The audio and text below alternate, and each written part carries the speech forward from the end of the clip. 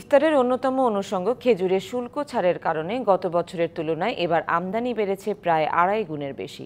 বাজারে পর্যাপ্ত সরবরাহ থাকায় মানভেদে প্রতি কেজিতে দাম কমেছে ৪০ টাকা থেকে ৩০০ টাকা পর্যন্ত। এবছর আমদানিকারকের সংখ্যাও বেশি হওয়ায় খেজুরের বাজার স্বাভাবিক বলে মনে করেন আমদানিকারকরা।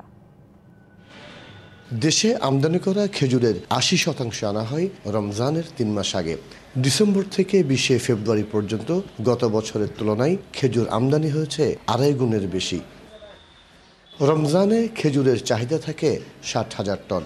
এবার ৩ মাসে খেজুর এসেছে ৪৬,১২৩ মেট্রিক টন। গত মৌসুমে যা ছিল ১৭,৮২৬ মেট্রিক টন। এবছর খেজুর আমদানিতে নতুন করে যুক্ত হন ১৫৮ জন।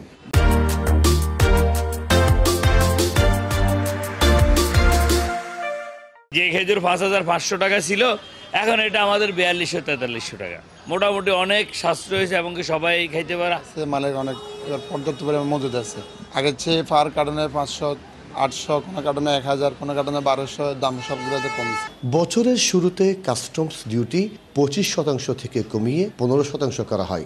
মানভেদ শুল্কায়ন মূল্য কমানো হয় ৮ থেকে ২৫%। ফলে এবার খেজুর আমদানি ব্যয় ২০ থেকে ২৫% কম বলে জানান আমদানিকারকরা। ডিউটি কমাতে যারা সাধারণ আমদানিকারক ছিল তারা উৎসাহিত হয়েছে। আশা করব খেজুরের কোনো সংকট হবে না। যে এনবিআর থেকেও আশ্বস্ত করেছেন, ইনশাল্লাহ আগামী বছর খেজুরের ডিউটি আরও কমানো হবে।